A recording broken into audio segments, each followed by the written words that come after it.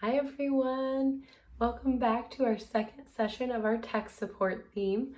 If you weren't here this morning, we completed our phone stand, which was really fun to make. Here's my little demo phone. So this can just sit on your desk. I can already tell I'm going to get quite a bit of use out of this. Here's a little tab to hold the charger. But this was really fun this morning. So this is one of the projects that's included in the tech support theme. And then there's also the cable caddy, which uses elastic to keep any cords, extra chargers, anything like that that you have lying around nice and tidy around your house. And then this afternoon, we are going to be working on our tablet sleeve. We are going to make the small tablet sleeve. I already went ahead and printed off our supply list, and I cut all my fabrics in hoop shape to size. I also, to cut my hoop shape to size, I printed out our pattern and I cut the ones that I actually used, I cut out, measured this 1-inch box to make sure it printed out to the appropriate size, and then used that to trim my hoop shape. Now before we get started, I did pre-make some of our blocks that we'll need for our tablet sleeve, and then we'll stitch one of these out together and then one of these blocks out together. Some crazy fabric, it's really fun. And then we'll assemble it and we'll walk through those steps of trimming and everything. So to get started, we'll go over to the machine and start on one of our blocks.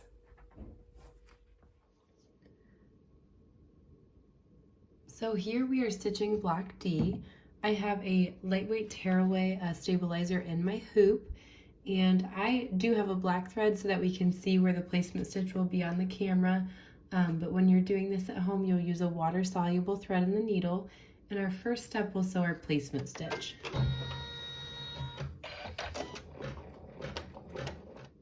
Okay, now we're on our second step.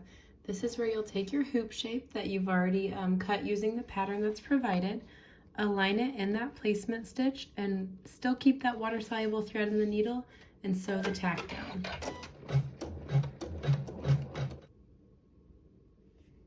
On step 3, you'll keep the water-soluble thread in the needle still, and you'll take fabric 2, align that over the hoop shape that we just tacked down, and sew our tack down for fabric 2.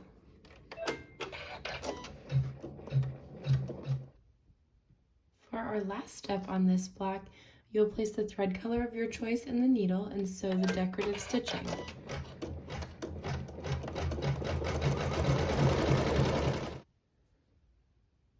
So here we'll be stitching block B.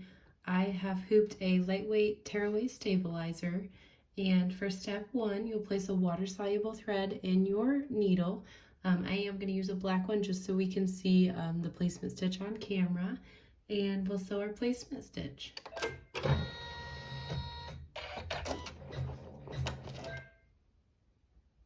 And for step 2, we'll take our hoop shape that we have cut to size using the pattern that's provided. We will align that in the placement stitch, and continuing with water-soluble thread, we'll sew the tack down. On step 3, we'll still keep with the water-soluble thread in the needle. We'll take fabric 1 and align that in the placement stitch, and we'll sew our tack down. Now to trim fabric 1, I'm going to use my HoopSisters Mini and just trim away this tail of fabric. You just want to make sure that you have at least a 1/2 inch of fabric on the outside edge of the block. And now we can move on to step 4. For step 4, I've switched to a neutral thread in the needle. I'll take fabric 1 and place that right side down. I'm going to line up the raw edges of fabric 2 with that of fabric 1 on the inside of the block, and we'll sew our seam.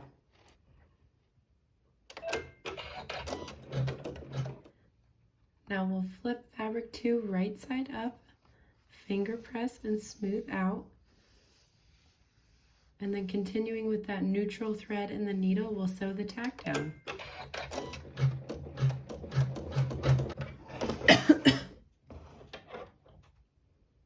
For trimming fabric 2, I'll again trim away this tail of excess fabric.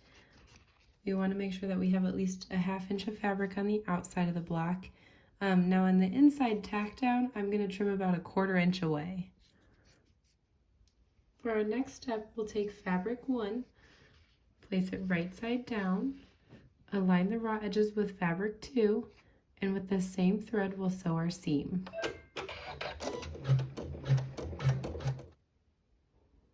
Now we'll flip fabric 1 right side up and smooth out, and we'll sew our tack down with the same neutral thread. And I'll trim this fabric the same way as the last strip of fabric. So I'll just trim away this excess tail and then 1/4 inch away from the tack down. Step 8, we'll take fabric 2, put it right side down with raw edges even with fabric 1 and sew the seam with the same thread.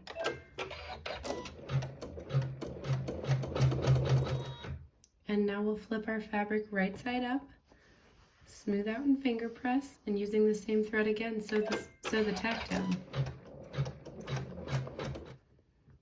Okay, we'll trim 1/4 inch away from the tack down, and then following the same steps we've kind of been following, we have one more seam to sew.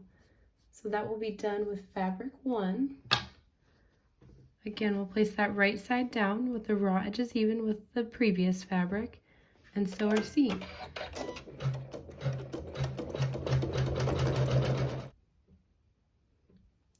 Step 11, we'll sew the tack down around the edges of the block. So we're going to place a water-soluble thread in the needle, and we'll get that started. We're also going to flip up this corner piece of fabric and smooth that out.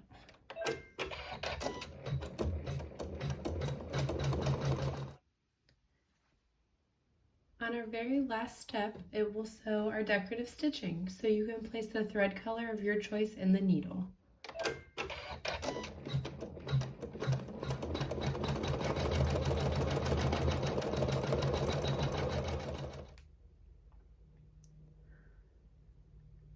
So now that we have all our blocks stitched, we'll go ahead and trim them.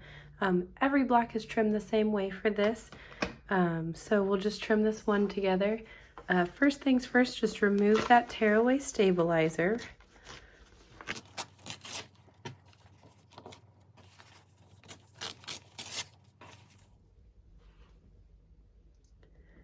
Okay, now that we have the stabilizer removed, this is really simple to trim.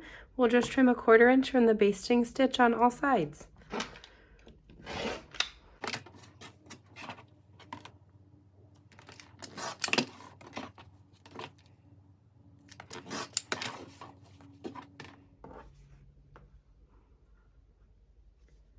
Okay, so here is block B that is trimmed. And I would recommend, and it says in our instructions, just go ahead and notate the back of your block, whether it's B or A, because they are similar but not the same. So now that I have all my blocks trimmed, now I can start putting them together. So here is the layout that we'll go with. This is block A, this is the top of it, it's facing this way, and this is block B, the top of it also facing this way, and then here we have block B, the top is facing that way, and block A, the top is facing that way. And this breaks it down with a diagram and the instructions, so it's really easy to do. So now what we need to do is stitch each of these together row by row. And we'll pin one of these blocks together and then get going. Now when you're pinning, you want to use any match points that you might have. Well, how I do this is I take my pin and go straight through my block, and then I'll go straight through the match point on the other block. I'll do this in whatever match points, however many I need or however many I can find. Go straight through. And then I'll do this on this last corner. Okay, now that I have these, I'll actually pin into the block.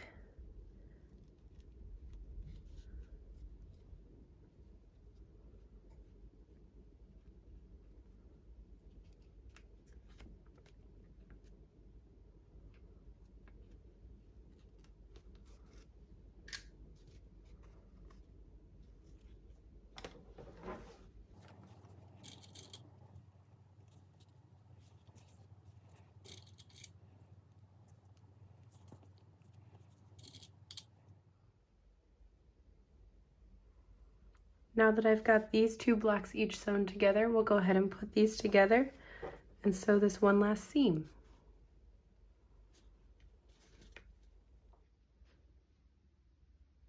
Okay, so I've joined each of the blocks together according to the instructions. This is what we'll call the front section, and this larger section is what we'll call the back section. Now we need to add the lining to each of these sections. I followed my instructions and I cut the lining to size for each of these. Now how we'll do this is we'll take our lining fabric, place it right side down, and then we will take our back section and place this, and place this wrong side down so that the wrong sides are together with the lining fabric and the back section. We'll do the same thing with the front section where we're putting the wrong sides together.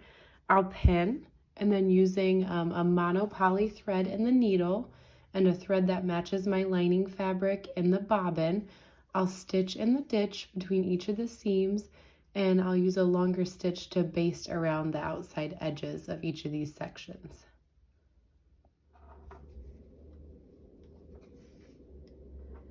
Okay, now we've got our lining fabric joined to our back section and our front section. Now I'll just use a rotary cutter and really quick just trim up the edges of the lining fabric so that it meets the edges of the front and back sections.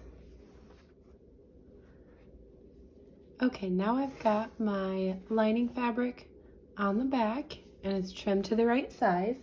I went ahead and I cut my binding fabric, and I did choose to use a different color just for some fun. I cut my binding fabric though, and I folded and pressed in half lengthwise. And now I'm going to apply it to the top of my front section along this one line, and I'll trim it even with the seam allowance.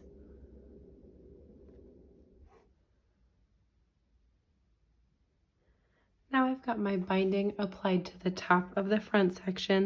I'm just going to trim the binding even with the sides. And for our next step, we will take our back section and place it right side down with the front section on top of that so that the lining are together. And I'm going to pin these together and stitch along both sides as well as the bottom. Okay, we've got most of it done, just a couple more steps. So now, because I have these raw edges, I'm going to take the rest of my binding and add it to these raw edges. So I'll apply that, and then I will add some 3/4 inch magnetic snaps on there, and then we're done. So we'll come back and show you the final product once I have all this done. Okay, so I've got the binding applied to our tablet sleeve, the front and the back. It's a really good size, and this is the small size. This does come in large as well. So this one's about 10 3/4 by 8 inches on the inside, and the large one's 12 inches by 9 1/4 inches. So really good for really any size tablet, as well as maybe a small laptop. Make sure that you're grabbing the sew-in magnetic or snap closure when you go to the store and get your supplies. I grabbed the wrong one, so I just wanted to note that. One other thing I wanted to show you, sometimes we get asked why we use water-soluble thread in certain steps. You can really see it here with this black fabric. All these white threads, that's just water-soluble thread. So if I just get this wet, that'll just disappear and it will be nice and crisp. So just wanted to point that out. And then just to recap this morning, this was the phone stand that we made. That was also really fun. I really like these projects in the tech support theme.